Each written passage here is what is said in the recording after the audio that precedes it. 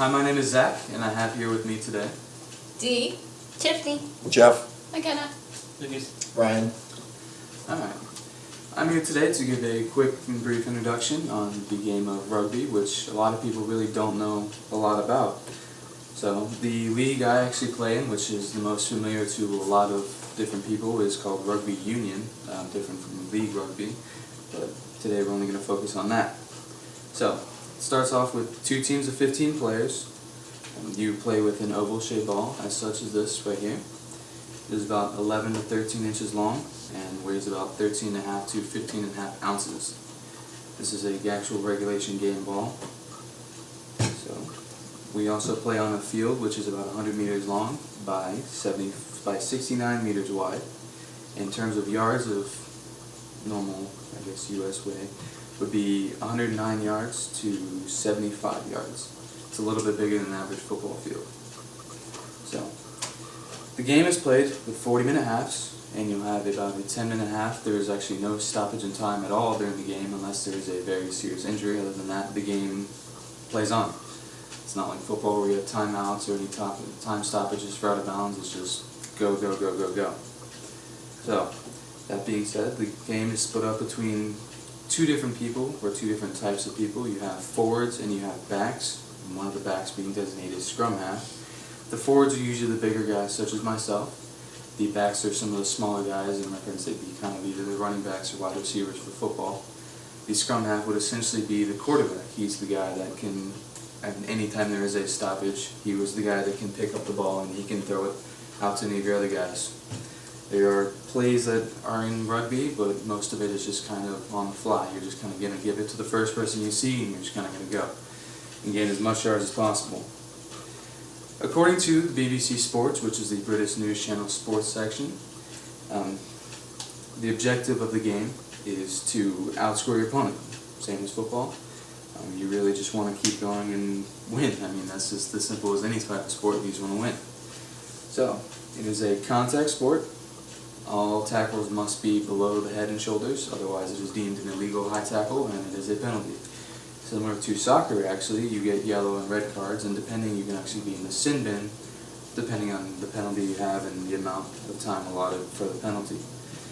So, with that, you can run with the ball any type of way you wish. You can run it, you can have it here, you can run it like this, you can run with your hands, you just cannot throw it forward. Every pass you make has to go either sideways, parallel to you, or backwards. That is, if you throw it forward, it is an illegal pass, and actually you get possession switched over to the other team. The only other way you can advance it forward is you are able to kick it. And once it is kicked, you have to catch it. If you catch it and bobble it and drop it, it's called a knock-on, which is a penalty as well. The ball gets awarded to the other team. Now, for scoring, what the I guess would be the similarity to football would be, for the touchdown, would be called a try. In order to score a try, you must get past the try line, which would be the end zone, and you must apply downward pressure of the ball to the ground. If no downward pressure is applied, it does not count. So you can do it however you like. You can slide, jump, dive, does not matter as long as you apply downward pressure to the ball. That awards you 5 points. Now, you can do the conversion kick, which must be done 10 meters out, I believe. It's about 10 to 15 meters out from the try line, and it must be done from the position on the field that the try was scored. So if you score on the far left, the try must come from the far left. And the goalposts are actually much narrower than football goalposts, so it's actually much harder to kick it. It must be a placed kick on the ground, similar to kind of on its own tee, and just like football it goes, and that's 2 points. Now, they also have another similarity to football in terms of a field goal. That is called a goal kick or a drop kick, where you can do it from pretty much anywhere on the field that you like, or for a penalty kick, where you must take it and it must hit the ground, then you can kick it. And once you do that, if you make it, you're awarded 3 points. A lot of teams will do that if they're having a lot of difficult time getting into the try zone themselves, and they're just kind of always staying back, and it's an easy way to get points, and then you also will receive the ball back with the kick.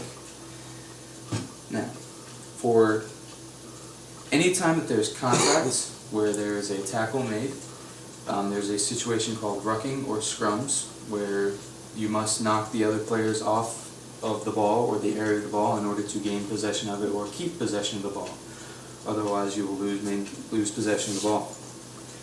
So, the scrums, as I said, are about 8-man packs, and what is consisted of that is you will go together from the ground. There will be a cadence. The cadence is crouch, bind, set. Once the set command is given, you are to engage and lock. Once the ball is placed in the air, you are able to drive over and try and gain possession of the ball as it is rolled in. It must be rolled in straight, otherwise it is a penalty. Other than that, the only other type of way play restarts is all through a line out, which is where you have another group of 8, each on each side with a channel in the middle.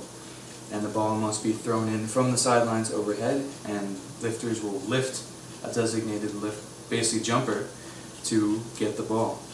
And then you resume play from there. So other than that, that is pretty much covers the basics of rugby. I hope you enjoyed my introduction and hope to see you out there one day. Okay.